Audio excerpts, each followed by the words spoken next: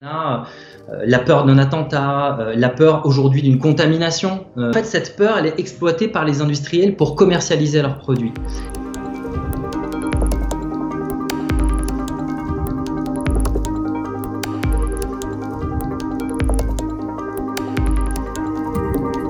En fait, ce qui se passe, c'est que ces dernières années, sous couvert de lutte contre le terrorisme, les grandes puissances se sont lancées dans une inquiétante course aux technologies de surveillance, dopées par le progrès de l'intelligence artificielle. Et en fait, on a vu fleurir des expérimentations un petit peu partout dans le monde, des dispositifs extrêmement intrusifs et liberticides comme la reconnaissance faciale, des détecteurs à émotions, des applications de dénonciation citoyenne. Finalement, ce mouvement de fond qui est enclenché partout sur le globe est alimenté par nos peurs. C'est-à-dire l'application, par exemple, Stop Covid, qui a été lancée par le gouvernement, en est l'exemple. C'est-à-dire que c'est une application qui vise à tracer les malades atteints par le coronavirus.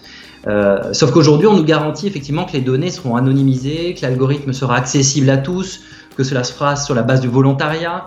Mais en réalité, rien ne nous garantit que ce dispositif, une fois qu'il aura prouvé son efficacité, ne perdurera pas dans le temps et ne sera pas utilisé à d'autres fins. Je pense que les gens, nous, en fait, le peuple, s'habitue à être fliqués en permanence. Finalement, on est dans un système, dans une vision extrêmement paranoïaque de la société qui consiste à dire que pour pouvoir éviter un attentat, il faudrait que tout le monde, l'ensemble de la population, doit être surveillé.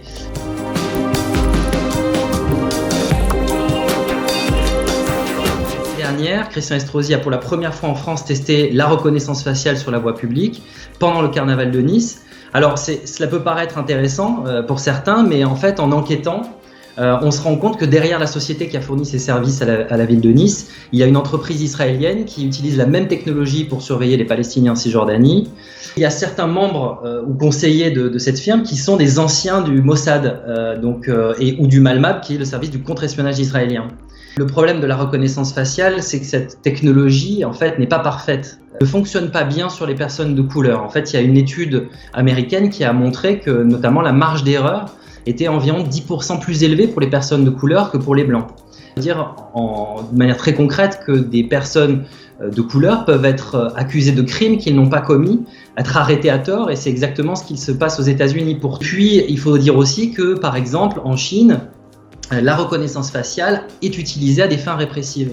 Il faut savoir quand même que les Chinois, contrairement aux Européens, sont beaucoup moins rétifs que nous à cette culture de la surveillance. En Chine, l'ordre social l'emporte sur les libertés individuelles. C'est pour cela, par exemple, que la Chine a mis en place cette année un système de notation des citoyens qui vise justement à distribuer les bons et les mauvais points et que ce système-là est globalement accepté par les Chinois.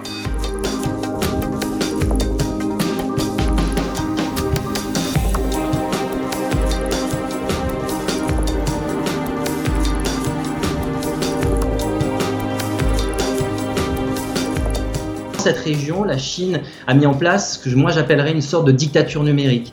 C'est-à-dire que sous couvert de lutte contre le terrorisme, les Ouïghours, la minorité musulmane, ont des QR codes apposés sur leurs portes, c'est-à-dire des sortes de codes barres qui permettent de savoir combien de personnes vivent dans une maison, par exemple. Il y a aussi les policiers de cette région qui ont une espèce d'application sur téléphone portable qui leur permet de classer les citoyens et de les noter et de noter tout ce qu'ils considèrent comme suspect sur des critères complètement hallucinants. Pareil. Très inquiétant, c'est que on voit très clairement comment une technologie peut être utilisée à des fins répressives, voire à ce qu'on pourrait appeler un ethnocide culturel, puisque à partir de ces critères-là, technologiques, à partir de ces critères de suspicion, les Ouïghours vont être classés par catégorie et les plus suspects partiront dans des camps de rééducation. Et moi j'ai voulu faire ce film pour que les gens prennent conscience, pour alerter sur le fait que petit à petit nous sommes en train de basculer dans une société d'ultra-surveillance. On veut ce type de société-là. Est-ce qu'on accepte de renoncer à nos libertés individuelles ? C'est une vraie question et je pense que les gens doivent se la poser.